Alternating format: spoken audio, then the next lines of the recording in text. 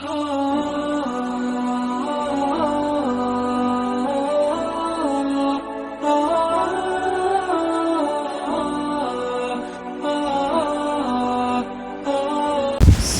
علیکم ورحمۃ اللہ وبرکاتہ۔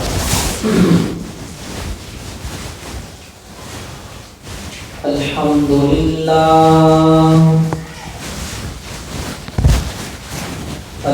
للہ رب العالمین نحمده ونستعینه ونستغفره ونؤمن به ونتوکل علیہ ونعوذ بالله من شرور أنفسنا ومن سيئات أعمالنا من يهده الله فلا مضل له ومن يضلل فلا ونشهد أن لا إله إلا الله وحده لا شريك له ونشهد أن سيدنا وسندنا ومولانا محمدا عبده ورسوله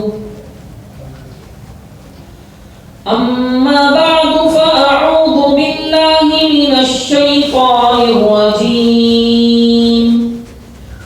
بسم الله الرحمن الرحيم لقد جاءكم رسول من أنفسكم عزيز عليه ما عنتم حريص عليكم بالمؤمنين رؤوف رحيم وقال تعالى في مقام آخر إنني أنا الله لا إله إلا أنا فاعبدني صدق الله مولانا العظيم وصدق رسوله النبي الكريم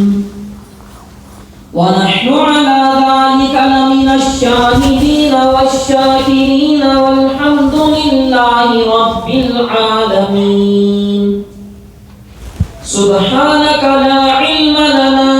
إلا ما علمتنا إنك أنت العليم الحكيم رب اشرح لي صدري ويسر لي أمري واحلل عقدة من لساني يفقهوا قولي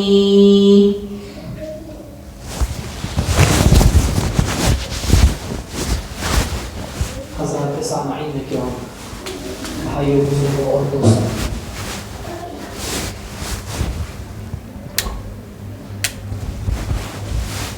میری اور آپ کی گفتگو صرف نبی کے متعلق چل رہی تھی۔ ابھی اس کے کچھ پہلو اور کچھ حالات باقی تھے، تو میں نے سوچا کہ ایک جمعہ میں انشاءاللہ اس کو ختم کر دوں، پھر اس کے بعد انشاءاللہ نیا عنوان شروع ہے۔ میرے بھائیوں بزرگوں،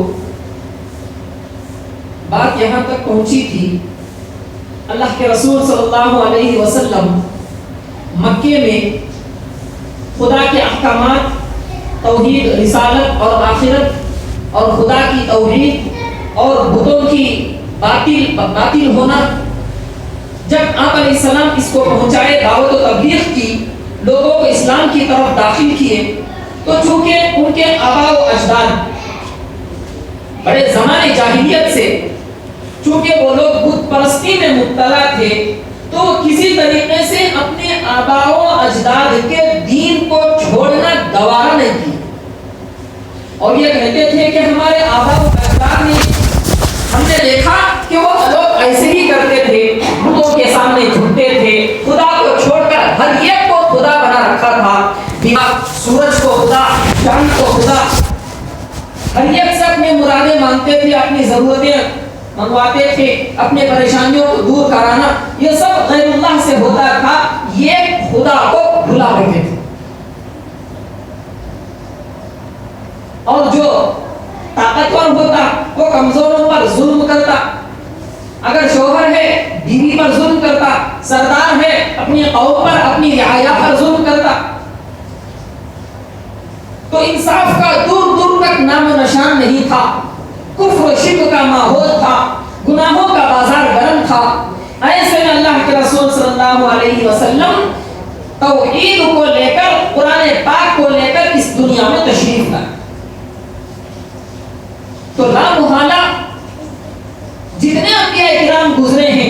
اب تاریخ اٹھا کر دیکھ لیجئے، حضرت آدم علیہ السلام سے لے کر اللہ کے رسول صلی اللہ علیہ وسلم تک جتنے بھی نبی آئے، جن لوگوں نے بھی، جن نبی نے بھی یہ اسلام کی دعوت دی، دین کی دعوت دی، ان کو اس راستے میں ستایا گیا، یہاں تک کہ بعض انبیاء کرام کو قتل کر دیا گیا۔ تو میرے بھائیوں، ایسے ہی اللہ کے رسول صلی اللہ علیہ وسلم بھی مکے میں مبعوث ہوئے، نبی بنائے گئے۔ جب لوگوں کے پاس اسلام کی دین کی دعوت رکھی، خدا کی طرف لوگوں کو بلایا، تو جو لوگ 40 سال تک آپ علیہ السلام کے ذات کو دیکھے تھے، آپ کو پالا تھا، آپ کی پرورش کی تھی، آپ کے اخلاق کو دیکھے تھے، ایک دم سے یہ جیسے یہ دعوت پیش ہوئی، آپ نے یہ دعوت پیش کیا، لوگ آپ علیہ السلام کے دشمن بن گئے۔ اور جو بھی اسلام کی دعوت کو قبول کرتے، جو بھی مسلمان ہوتا، میرے بھائیوں، چونکہ شروع میں اسلام کو یا نبیوں کی دعوت کو غریب طبقے نے ہی قبول کیا، کیونکہ مالداروں کو، حسب نسب والوں کو، سرداروں کو، ہر ایک کو اپنا ایک گھمنڈ ہوتا ہے۔ میں یہاں پر رک کر ایک نئی بات بتاتا ہوں۔ آج ساری دنیا میں یہ مادی دنیا ہے، مادی یعنی آج ہر انسان سبب کے پیچھے دوڑ کر جس ذات نے سبب کو پیدا کیا ہے وہ ذات کو بھول گئے۔ اگر مالدار کو دیکھے، مال کمانے والا ہے، تجارت کر رہا ہے، بزنس کر رہا ہے، وہ انسان دوسروں کو یہ دعوت دیتا ہے کہ بھائی تم بھی تجارت کرو، کاروبار کرو، بزنس کرو، اس لیے کہ میں بزنس کر کے میں نے 2 گھر لے لیے، دکان لے لیا، مکان لے لیا، میری شادی ہو گئی، میرے بچوں کی شادی کی، لہذا اگر تم بھی بزنس کرو گے تو تمہیں بھی نفع ہوگا، تم بھی مال کماؤ۔ یہ انسان کی یہ آواز ہے۔ اور دوسرا انسان ایک لائر ہے، اب وہ لائری کر کے کیس وغیرہ جیت کر اگر وہ کہتا ہے کہ بھائی میں لائری بن کر میں نے LLB کیا ہے، میں گریجویٹ ہوں، جیسے میں نے لوگوں کو کیسے کیس جتا کر میں نے پیسے حاصل، لہذا تم بھی لائر بن جاؤ۔ ایک ڈاکٹر کہتا ہے کہ ڈاکٹر میں پیسے فل ملتے ہیں، لہذا ڈاکٹر بن جاؤ۔ انجینئر کہتا ہے گھر بنا کر دیں گے، معمولی سے نقشہ چھوڑا کر دیں گے، انجینئر کو اتنے روپیہ ملتے ہیں، لہذا انجینئر بن جاؤ۔ ہر انسان کی اپنی ایک سوچ ہوتی ہے، ایک خواہش ہوتی ہے، تو وہ اس کو سامنے والے کو اسی کی دعوت دیتا ہے۔ ایسے ہی اس زمانے میں، مکے کے دور میں میرے بھائیوں، ہر کوئی، کسی کو مال کا گھمنڈ تھا، کسی کو سرداری کا گھمنڈ تھا، کسی کو بادشاہت کا گھمنڈ تھا۔ نمرود کہتا تھا چونکہ اس کے پاس مال تھا، سرداری تھی، ساری بادشاہت اس کے ہاتھ میں تھی، یہ کہتا تھا میں خدا ہوں۔ فرعون کا بھی یہی حال ہے، شداد کا بھی یہی حال ہے، قارون کا بھی یہی حال ہے۔ تو ایسے ہی مکے کے لوگ، ابو جہل، ابو لہب، عتبہ، شیبہ، ربیعہ،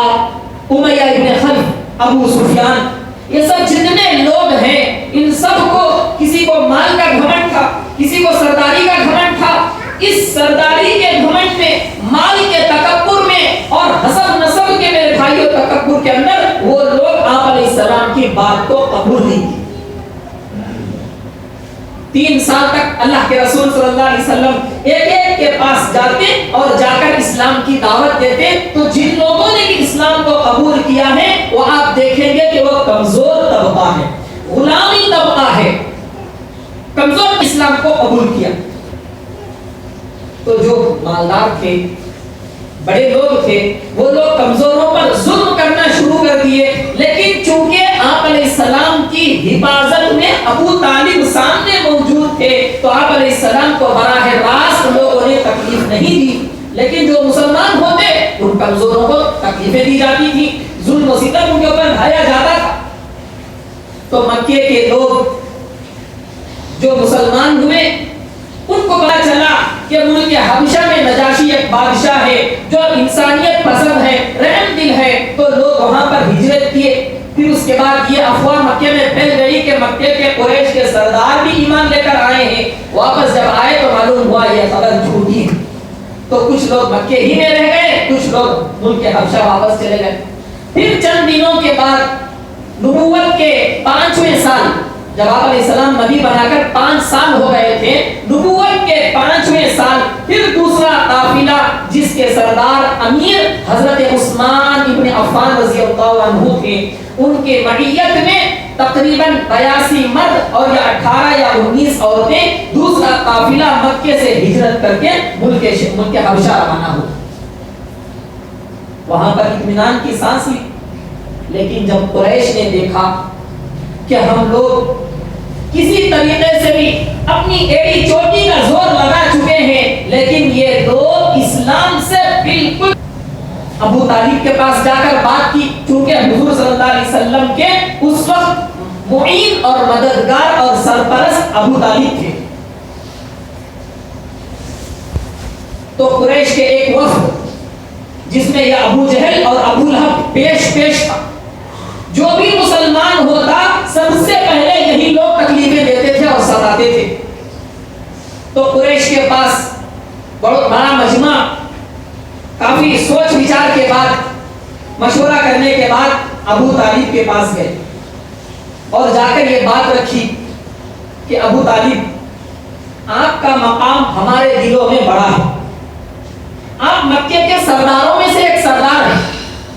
لیکن آپ کے بھتیجے محمد صلی اللہ علیہ وسلم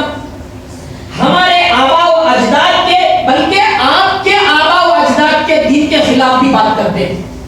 اور اس وقت کیونکہ ابو طالب بھی مشرک تھے، اپنے آبا و اجداد کے بتوں کی پوجا کرتے تھے. تو قریش کے سرداروں نے ابو طالب سے کہا کہ یہ ہمارے آبا و اجداد کے، کیا آپ کے بھی آبا و اجداد کے دین کے خلاف باتیں کرتے ہیں، بتوں کی خلاف باتیں کرتے ہیں، لہذا اگر آپ، ہم نے اتنی مرتبہ آپ کو سمجھایا ہے، لہذا اگر آپ ان کو تبلیغ سے روک دیں یا آپ ہمارے راستے سے ہٹ جائیں. اب بالکل دو ٹوک بات ہے، یا تو آپ اپنے بھتیجے کو دعوت و تبلیغ سے روک دیں کہ وہ اسلام کی تبلیغ اور اسلام کو پہنچانے سے، لوگوں کے دلوں میں گھر کرنے سے روک دیں، یا آپ ہمارے راستے سے ہٹ جائیں اور محمد صلی اللہ علیہ وسلم کو ہمارے حوالے کریں. تو اس بات کا ابو طالب پر بڑا گہرا اثر پڑا.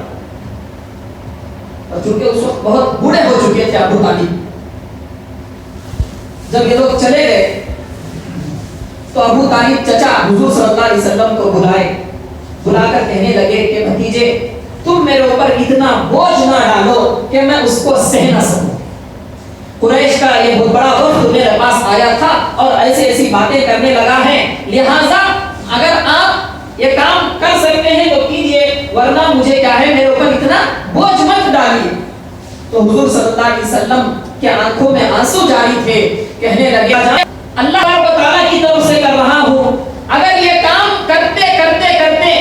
یا تو اس راستے کو، اسلام کو غلبہ مل جائے، اسلام غالب آ جائے، ساری دنیا کے اندر اسلام پھیل جائے، ورنہ دعوت و تبلیغ کرتے کرتے اسی راستے میں شہید ہو جاؤں. پھر حضور صلی اللہ علیہ وسلم نے فرمایا، چچا جان، اگر یہ لوگ میرے ایک ہاتھ میں سورج لا کر رکھ دیں، دوسرے ہاتھ میں چاند لا کر رکھ دیں، تب بھی میں اس دعوت و تبلیغ کے کام سے نہیں ہٹوں. جب چچا نے حضور صلی اللہ علیہ وسلم کی یہ جوامردی اور بہادری دیکھی تو کہنے لگے، بھتیجے جاؤ، اپنا کام کرتے جاؤ، میں تمہاری مدد اور معین کے لیے، مدد کرنے کے لیے، نصرت کرنے کے لیے میں تیار ہوں. جب قریش نے دیکھا کہ یہ دھمکی کے باوجود بھی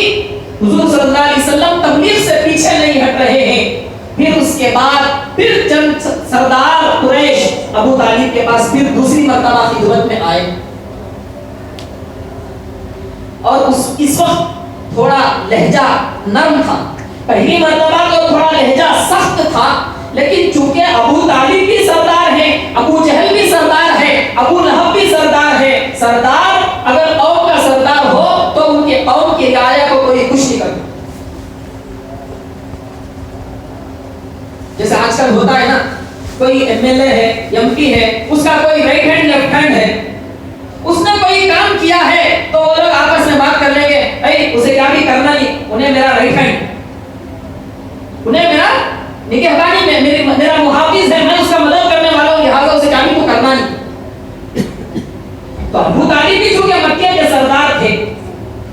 اور بھتیجے تھے، دادا نے ابا نے حضور صلی اللہ علیہ وسلم کی کفالت کرنے کے لیے ابو طالب کے سپرد کیا تھا، تو آخری تک موت تک آپ علیہ السلام کا ساتھ دیتے رہے.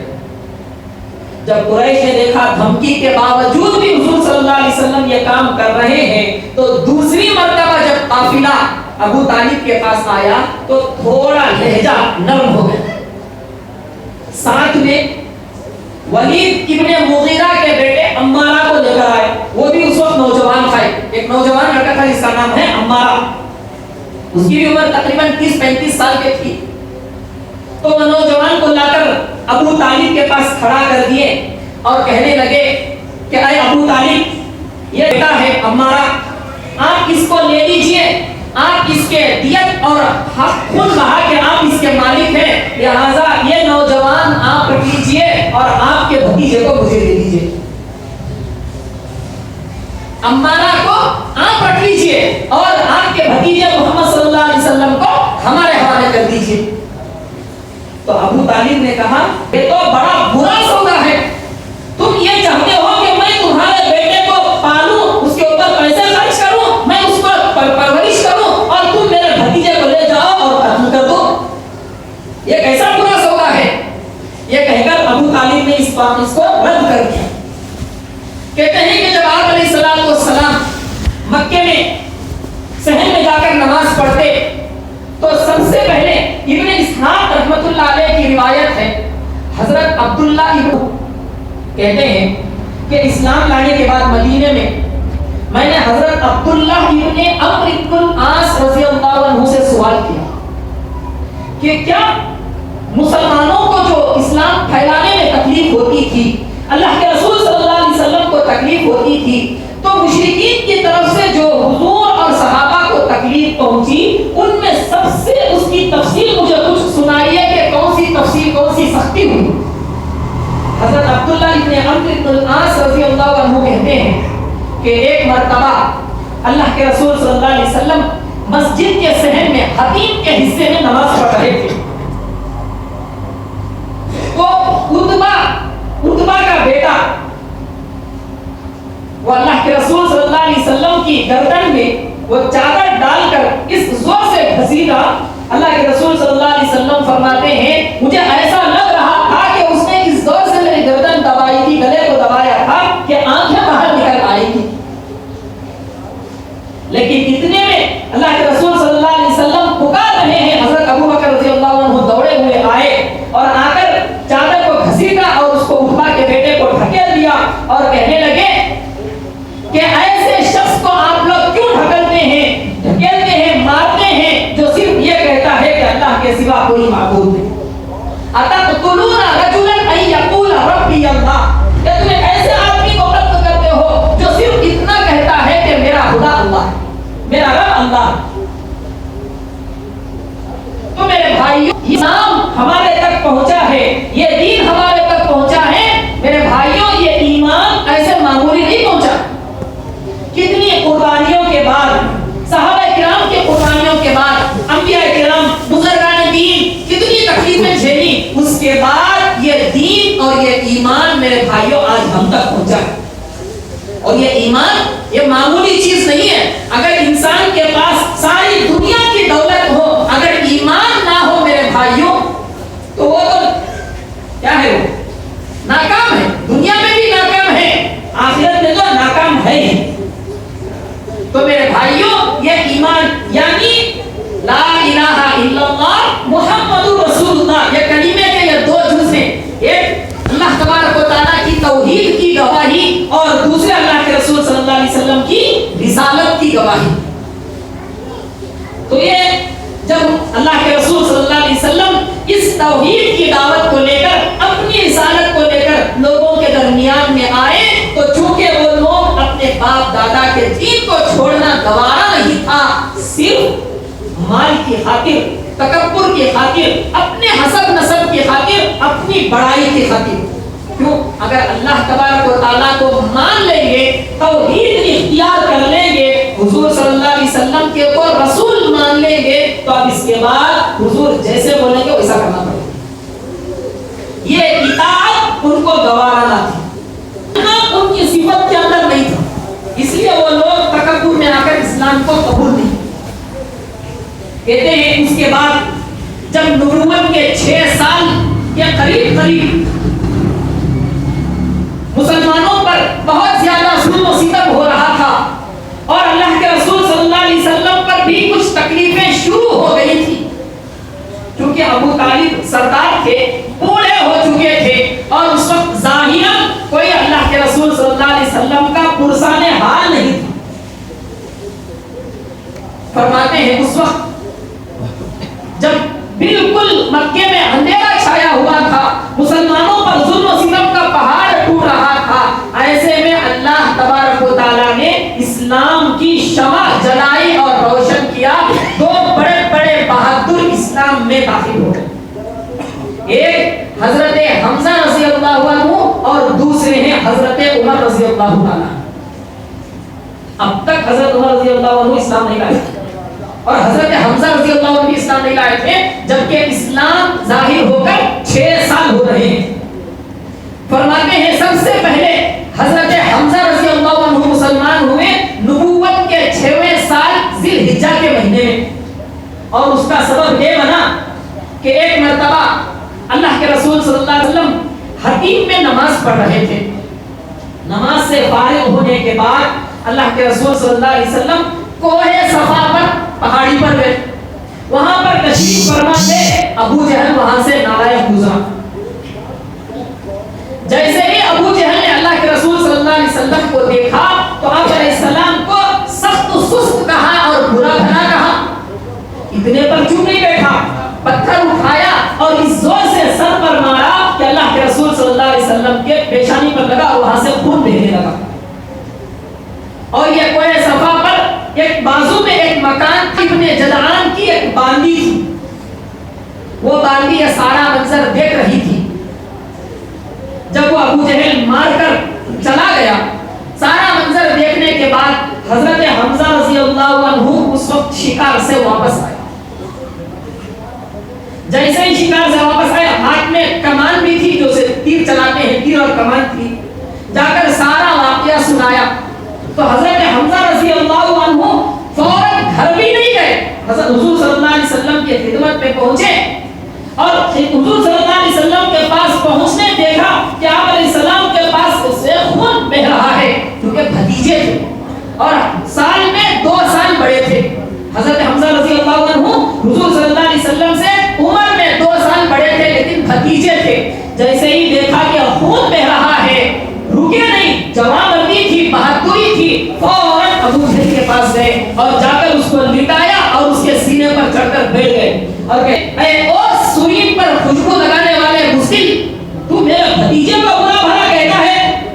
دیکھ میں بھی میرے بھتیجے کے دین پر ہوں، میں ایمان لا چکا ہوں، میں بھی یہ گواہی دیتا ہوں کہ اللہ کے سوا کوئی معبود نہیں اور جو حضور صلی اللہ علیہ وسلم نے کہا ہے میں بھی اس کی تصدیق کرتا ہوں. اب تو جو چاہے کرنا چاہے طے کر لے. یہ کہہ کر حضرت حمزہ رضی اللہ عنہ اسی وقت مسلمان ہو گئے. پھر اس کے بعد اللہ کے رسول صلی اللہ علیہ وسلم کے پاس آ کر پھر دوبارہ گواہی. تو تب مسلمانوں کے اندر تھوڑی خوشی لہر آئی کہ اب حضرت حمزہ ایک جوان مرد بہادر ایک ساتھی ہیں، وہ مسلمان ہو گئے. اب مسلمانوں کو کچھ ہمت بھی. اس کے 3 دن کے بعد حضرت عمر رضی اللہ عنہ اسلام. ابن اسحاق رحمۃ اللہ علیہ اس کا واقعہ یوں بیان فرماتے ہیں کہ ایک مرتبہ حضرت عمر رضی اللہ تعالیٰ عنہ کسی کام سے اپنے گھر میں رات گزارنے کے بجائے مکے میں صحن میں رات گزار رہے تھے. کہ اللہ کے رسول صلی اللہ علیہ وسلم مسجد میں آ کر نماز پڑھ رہے ہیں اور سورہ الحاقہ کی تلاوت فرما رہے ہیں، جو اس پر 9ویں پارے میں ایک سورہ ہے، سورۃ الحاقہ، سورۃ الحاقہ، الحاقہ ما الحاقہ وما، اس کے اندر قیامت کا ذکر ہے۔ پھر اس کے بعد اللہ کے رسول صلی اللہ علیہ وسلم پڑھتے تھے نماز میں کھڑے ہو کر پڑھ رہے ہیں، اور حضرت عمر رضی اللہ عنہ ایک طرف بیٹھے ہوئے حضور صلی اللہ علیہ وسلم کا کلام سن رہے ہیں۔ تو سنتے سنتے حضرت عمر رضی اللہ عنہ نے کہا، ارے یہ تو قرآن پاک شاعر کا کلام لگتا ہے، یہ شاعری ہے، یہ قرآن پاک کوئی آسمانی کتاب نہیں ہے، اللہ تبارک و تعالیٰ نے نازل نہیں کی ہے، یہ تو ایک شاعرانہ کلام ہے، یہ تو شعر شاعری ہے۔ انه لقول رسول کریم وما هو بقول شاعر قلیلا ما تؤمنون،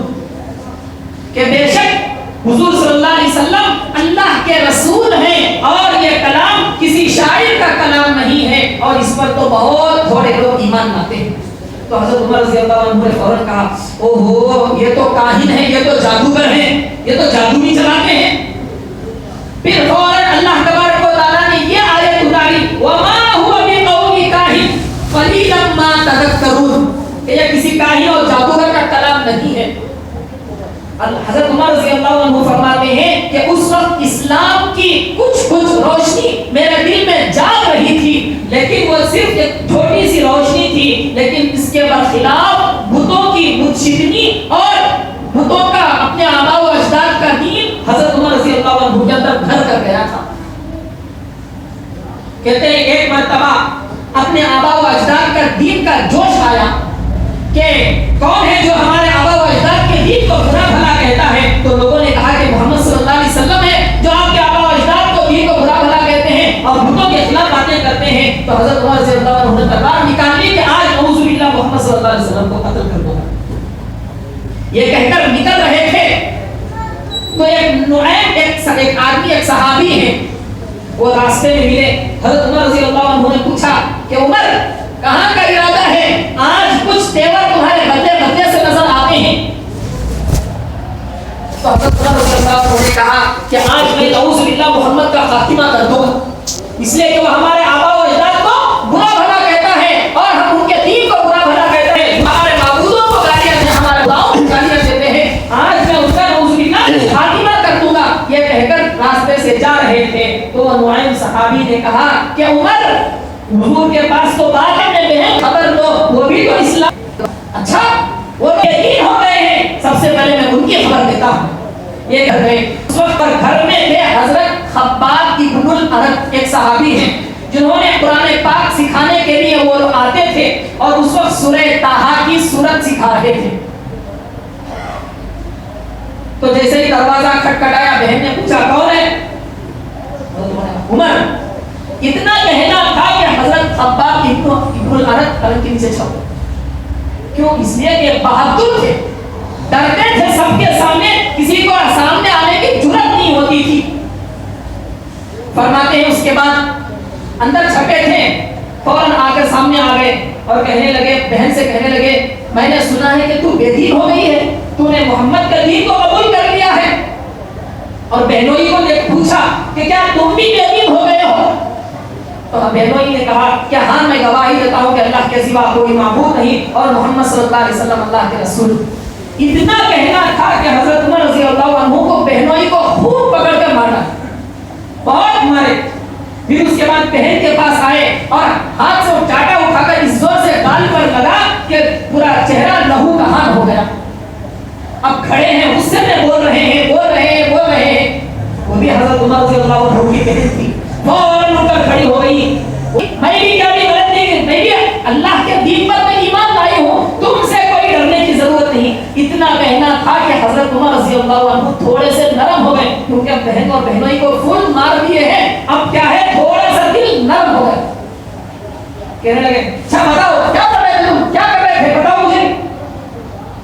بہن نے کہا کہ تم ناپاک ہو اور ناپاک آدمی قرآن کو نہیں چھو سکتا، یاد رکھو پہلے غسل کر کیا۔ تو حضرت عمر رضی اللہ عنہ گئے، غسل کیے، غسل کرنے کے بعد آ کر بیٹھے۔ بہن نے سکھایا طٰہٰ ما انزلنا، پورا سورہ پڑھتے تھے، اس میں آخری میں ایک آیت ہے اننی انا اللہ لا الہ الا انا فاعبدنی، یہاں تک پہنچے تھے ان حضرت عمر رضی اللہ تعالیٰ عنہ کا دل ایمان لانے کے لیے مکمل تیار ہو چکا تھا، اللہ تبارک و تعالیٰ تیار کرا چکا تھا۔ کہنے لگے اچھا یہ تو بڑا پیارا کلام لگتا ہے،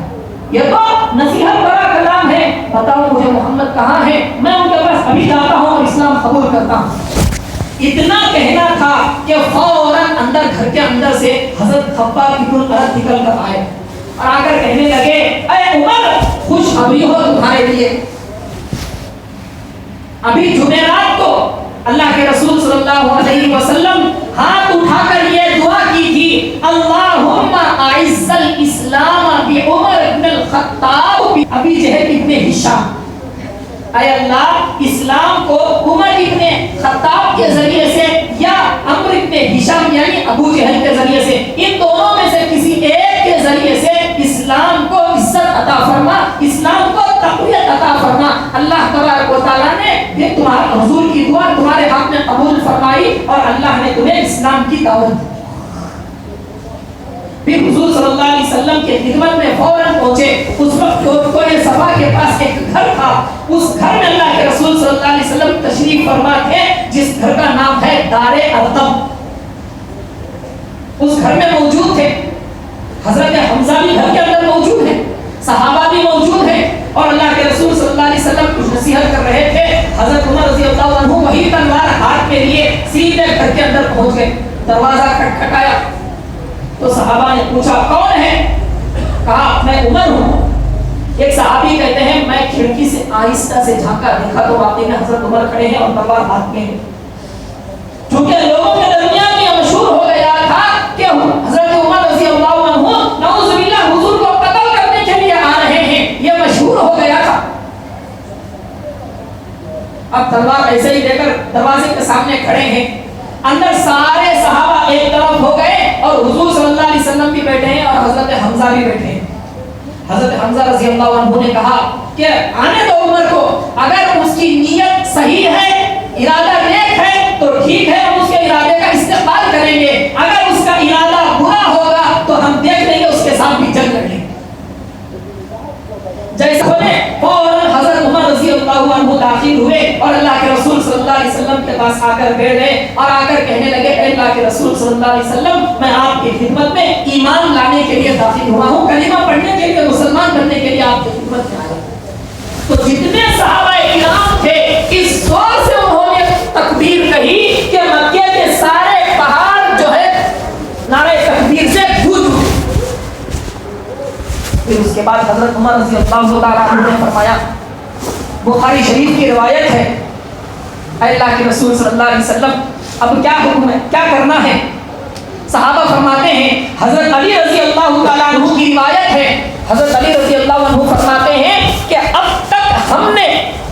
کعبۃ اللہ کے صحن میں جا کر نماز ادا نہیں کی تھی، کوئی گھر کے اندر، کوئی جنگل میں، کوئی بیابان میں، یہاں وہاں جا کر 2 رکعت فجر سے پہلے اور 2 رکعت سورج غروب ہونے کے بعد، 2 رکعت سورج غروب ہونے سے پہلے 2 رکعت نماز پڑھتے تھے۔ حضرت علی رضی اللہ عنہ فرماتے ہیں جیسے ہی حضرت عمر رضی اللہ عنہ اسلام لے کر آئے، اس کے بعد سارے صحابہ کعبۃ اللہ کے صحن میں جا کر نماز پڑھتے تھے۔ حضرت عمر رضی اللہ عنہ جیسے ہی اسلام لے کر آئے فوراً کعبۃ اللہ کے صحن میں چلے گئے اور جا کر تلوار اٹھا لی اور یہ کہنے لگے ہے کوئی مائی کا لال جو اپنی بیوی کو بیوہ کرنا چاہتا ہے، اپنے بچوں کو یتیم کرنا چاہتا ہے، وہ آ جائے اور میرے ساتھ ایک ہاتھ تو ہاتھ مقابلہ کر لے، اس لیے کہ آج عمر اسلام لا چکا ہے، مسلمان ہو چکا ہے۔ تو اس کے بعد میرے بھائیوں اسلام کو تقویت ملی، مسلمانوں کو کچھ عزت ملی، نصرت ملی، پھر اس کے بعد اسلام دھیرے دھیرے دھیرے دھیرے پھیلتا گیا۔ لیکن اب قریش کہاں چپ بیٹھنے والے تھے،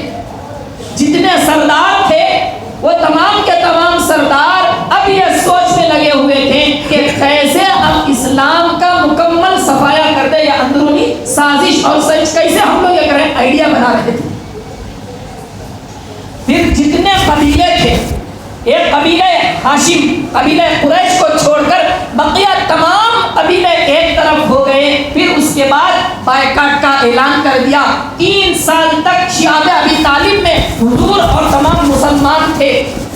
بہت تکلیفیں جھیلتے ہوئے 3 سال تک اسلام اسی کے اندر محدود تھا، باہر آنے جانے کے لیے چھوڑتے نہیں تھے، کچھ سامان وغیرہ بیچتے نہیں تھے۔ صحابہ کرام کے بارے میں آتا ہے کہ صحابہ کے پتے کھا کر جانور کو جو ذبح کیے تھے، ذبح کرنے کے بعد جو چمڑا بچا تھا اس چمڑے کو کاٹ کر سکھا کر پانی میں بھگو کر کھا کر اسلام کی دعوت و تبلیغ کیے، درختوں کے کھا کر کی دعوت۔ اس کے بعد میں جا کر ہمارے یہاں تک اسلام ہمیں پہنچے۔ شیعہ ابی طالب سے 3 سال تک گھاٹی میں محصور رہے، بند کر دیے۔ اس کے بعد اللہ علیہ وسلم پر 3 بڑے غم آ گئے۔ طائف کا، جس میں اللہ کے رسول صلی اللہ علیہ وسلم اوپر سے لے کر نیچے تک لہو لہان ہو گئے، سارا خون بدن کا جوتوں میں جمع ہو گیا۔ دوسرا بڑا واقعہ ابو طالب کی وفات۔ تیسرا واقعہ حضور صلی اللہ علیہ وسلم کی نیک اور غمگسار بیوی حضرت خدیجہ رضی اللہ عنہا کی وفات۔ یہ اللہ کے رسول صلی اللہ علیہ وسلم پر ایک غم کا پہاڑ بن کر ٹوٹے، اور فرماتے ہیں یہ نبوت کے 10ویں سال یا 11ویں سال کے شروع میں پیش آیا، اس لیے اللہ کے رسول صلی اللہ علیہ وسلم نے اس سال کا نام ہی رکھ دیا عام الحزن، یعنی غم کا سال۔ پھر اس کے بعد اللہ تبارک و تعالیٰ کی مرضی تھی یہ واقعات پیش آئے۔ اس کے بعد اللہ کے رسول صلی اللہ علیہ وسلم نے، اللہ کے رسول صلی اللہ علیہ وسلم کی دل کی تسلی کے لیے اللہ نے معراج پر بلایا، مہمان نوازی کی۔ پھر اس میں معراج کے واقعے میں کیا تفصیلات ہوئی انشاءاللہ میں آپ حضرات کے سامنے آئندہ جمعہ عرض کروں گا۔ دعا کیجئے کہ اللہ تبارک و تعالیٰ ہم تمام کہنے سننے سے عطا فرمائیں۔